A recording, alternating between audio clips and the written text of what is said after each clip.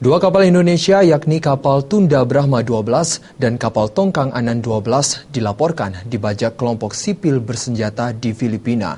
Kedua kapal itu membawa 7.000 ton batu bara dan 10 awak kapal berkewarganegaraan Indonesia. Kementerian Luar Negeri membenarkan telah terjadi pembajakan terhadap dua kapal berbendera Indonesia di Filipina.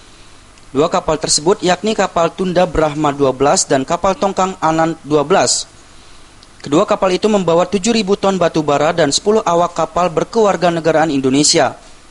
Saat dibajak, kedua kapal dalam perjalanan dari Sungai Puting, Kalimantan Selatan menuju Batangas, Filipina Selatan.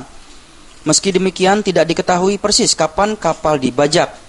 Berdasarkan berita yang dimuat di sejumlah media online, bahwa pihak pemilik kapal baru mengetahui terjadi pembajakan pada tanggal 26 Maret 2016 lalu, pada saat menerima telepon dari seseorang yang mengaku dari kelompok Abu Sayyaf.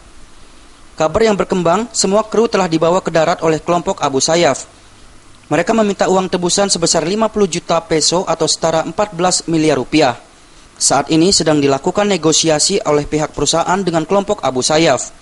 Kementerian Luar Negeri Indonesia juga terus berkoordinasi dengan pemerintah Filipina untuk mengetahui keberadaan 10 warga negara Indonesia yang disandra tersebut.